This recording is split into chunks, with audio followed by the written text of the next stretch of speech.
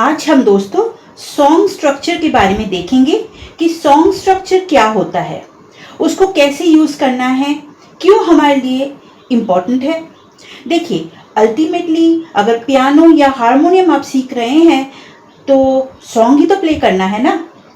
फिर अगर आप गाना लिखना चाहते हैं या फिर कंपोज करना चाहते हैं तो सबके लिए सॉन्ग स्ट्रक्चर की नॉलेज होना बहुत ज़रूरी है। अब सॉन्ग स्ट्रक्चर होता क्या है? अगर आप कोई भी गाना लिख रहे हैं ना या उसे प्ले कर रहे हैं तो उसमें अलग अलग पार्ट्स होते हैं सॉन्ग के। अब अलग अलग पार्ट के मतलब क्या है? जैसे आपने कभी सुना होगा कि गाने का इंट्रो होता है। हिंदी में अगर बोले दोस्तों तो उसमें बोला जाता है मुखड़ा, अंतरा, पुल, ये सब होता है। इंग्लिश में बात करें तो intro, chorus, verse, bridge, outro, तो ये सब टर्म होता है जिसको मिला के पूरा गाना जो है वो तैयार किया जाता है। अगर आप कोई भी गाना सुन रहे हैं तो आपको कैसे पता चलेगा कि कहाँ पे इंट्रो है, कहाँ पे कोरस है, वर्ड्स है, तो उनको कैसे पहचानना है वो इस वीडियो में मैं आप सबको बताने वाली हूँ। तो स्वागत है आप सभी का आपके अपनी चैनल तराना में।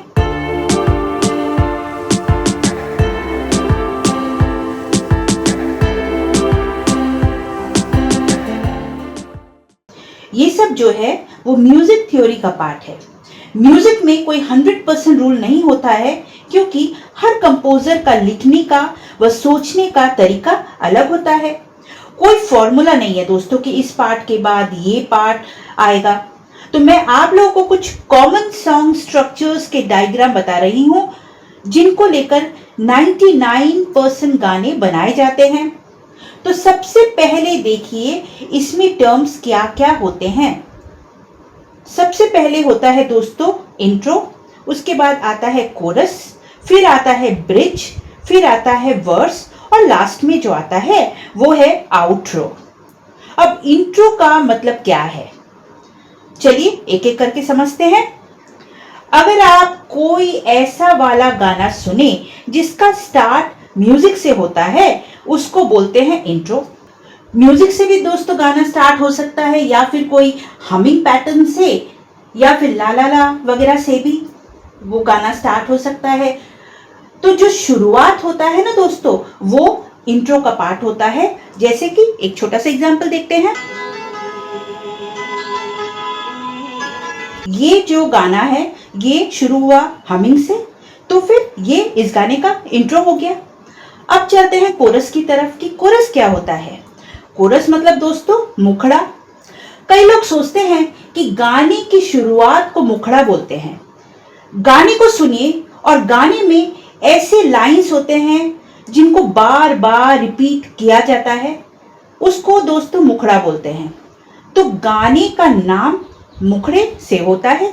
तो इसका भी एक एग्जांपल देखते हैं दोस्तों। छूकर मेरे मन को किया तूने क्या इशारा। गाने का जो कोरस है वो हो गया छूकर मेरे मन को किया तूने क्या इशारा।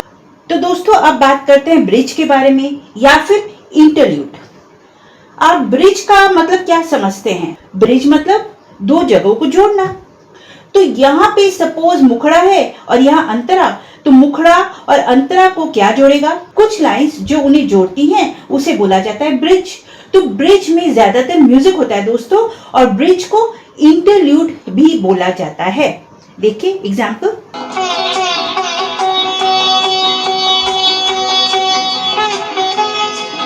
अब दोस्तों बढ़ते हैं वर्ड्स की तरफ। वर्ड्स का मतलब हिंदी में होता है अंतरा। अब जो अंतरा होता है वो गाने का सोल होता है, बहुत ही इंपॉर्टेंट होता है। अंतरा को सुनने के बाद आप पता लगा सकते हैं कि गाने का स्टोरी क्या है, गाना किस बारे में लिखा जा रहा है, वो बहुत इंपॉर्टेंट पार्ट होता है दोस्तों। तो अंतरा में जो लिरिक्स हैं वो रिपीट नहीं होते हैं। एक गाने में अंतरा 2 या 2 से ज्यादा भी हो सकते हैं, जैसे कि इस गाने में है ये अंतरा।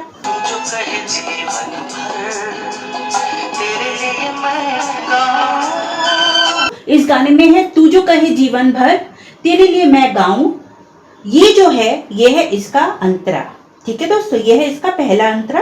दोस्तों लास्ट पार्ट होता है आउट्रो। आउट्रो मतलब अब कोई भी गाना जब फिनिश होता है ना, उसके पहले जो म्यूजिक होता है वो हमिंग भी हो सकता है, म्यूजिक भी हो सकता है, लाला भी हो सकता है।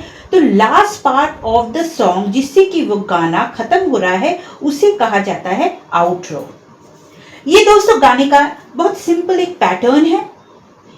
इंट्रो, उसके बाद कोरस आता है, फिर ब्रिज, फिर वर्स, फिर ब्रिज, फिर वर्स, फिर ब्रिज, ऐसा 2 से 3 वर्स हो सकते हैं और लास्ट में आउट्रो। ये बहुत ही कॉमन स्ट्रक्चर है गाने का। इसको लेके दोस्तों अगर आप लोग भी गाना लिखना चाहते हैं या कंपोज करना चाहते हैं, इस पैटर्न को फॉलो करके आप लोग कर सकते हैं। अच्छा, दूसरा जो एक सॉन्ग स्ट्रक्चर होता है इस तरीके से भी हो सकता है। गाना जो है इंट्रो से शुरू हुआ, इंट्रो के बाद कोरस ना आकर वर्स आ गया, ठीक उसके बाद ब्रिज, फिर कोरस, फिर ब्रिज, फिर कोरस, फिर आउट्रो, ऐसा भी एक स्ट्रक्चर होता है। ये दूसरे तरह का सॉन्ग स्ट्रक्चर है।